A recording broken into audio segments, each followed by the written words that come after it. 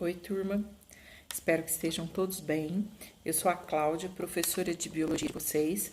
Vou dar algumas instruções com relação às atividades que vocês vão realizar. Alguns já me enviaram, outros ainda não, claro. Vocês têm até o dia 28/5 para me enviar. Pergunta e resposta. Não esqueçam de colocar o nome e a série de vocês. Pode fazer no caderno e me enviar uma foto, ou digitar a pergunta, a resposta certinho e me enviar no e-mail. Semana que vem a gente vai ver se continua dessa forma ou se faz de outra forma, tá bom? Bom, com relação à matéria de vocês, a matéria de vocês começa falando sobre a organização celular. Essa organização celular, ela vai falar dos componentes que vão formar a célula, componentes orgânicos, inorgânicos, e depois ela entra nas estruturas que estão dentro da célula.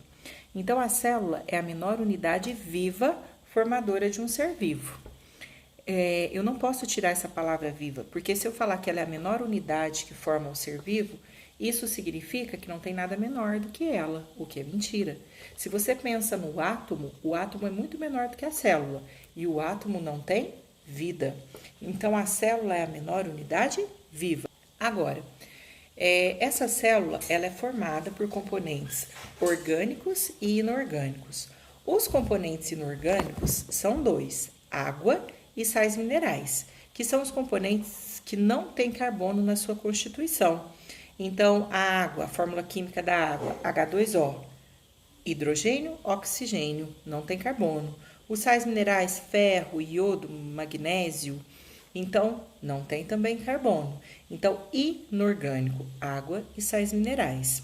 Quando eu falo dos componentes orgânicos, são os que têm átomos de carbono na sua constituição. São 5. Nós temos os carboidratos, que são os açúcares, os lipídios, que são óleos e gorduras, as proteínas, as vitaminas e os ácidos nucleicos.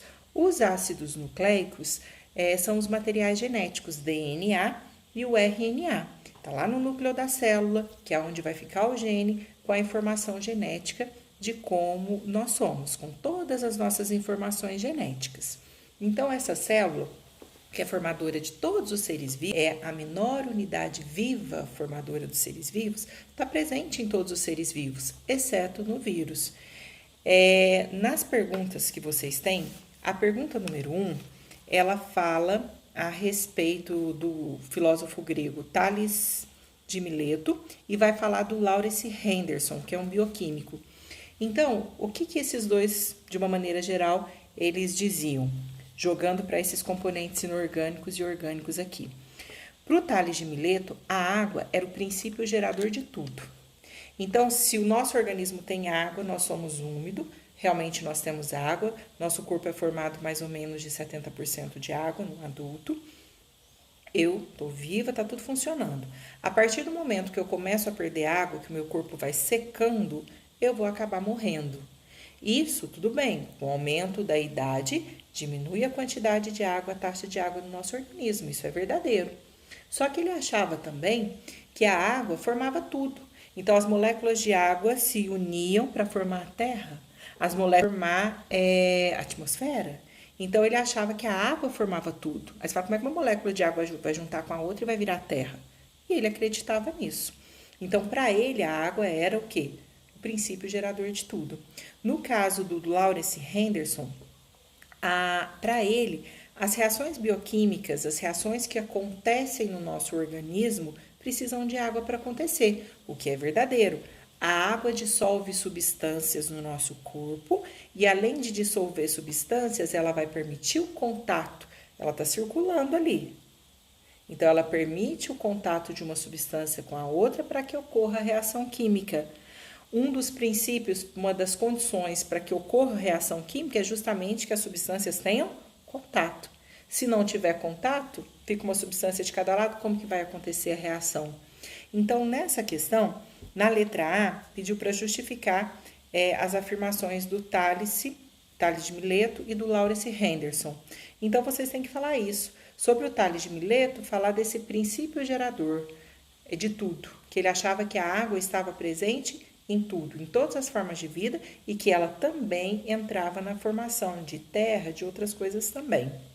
Ele achava até que o sal mineral tinha moléculas de água tão pequenas que era impossível de detectar.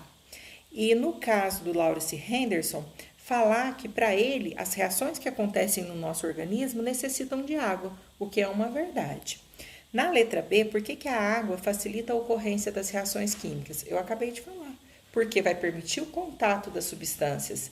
Então, se ela aumenta o contato das substâncias, consequentemente aumenta a chance da ocorrência de reação química. Na letra C, qual é a importância da água na regulação da temperatura corpórea dos animais? Nós, os mamíferos e as aves, têm a temperatura do corpo constante. Nós somos homeotérmicos. A nossa temperatura corpórea é por volta de 36,5 e 37. Acima disso é estado febril. Então, quando nós fazemos uma atividade, o nosso corpo vai gerar energia. Esse calor que está sendo produzido dentro do nosso corpo vai aquecer o corpo. Para não ter um superaquecimento do nosso corpo, o que acontece? Nós vamos transpirar. Vamos perder água na transpiração. Junto com essa água, nós vamos perder esse excesso de calor, eliminar esse excesso de calor que foi produzido. E isso é importante para que não haja um superaquecimento do corpo. Por isso que no cais e quando você pratica uma atividade física, você vai transpirar mais para eliminar esse excesso de calor junto com a transpiração. Na letra D, por que a desidratação pode representar um grave risco de vida para as pessoas? Se você desidratar, pensa no sangue. O plasma sanguíneo é formado em grande parte de água. Então, se eu desidrato, esse sangue, ele vai perdeu água, ele fica mais grosso. Se ele ficar mais grosso, isso vai prejudicar a circulação, claro. Prejudicando a circulação, eu prejudico o transporte de nutrientes, eu prejudico o transporte de oxigênio para as células, porque é o sangue que vai levar gás oxigênio, gás nutrientes para todas as células do nosso corpo, que são células vivas.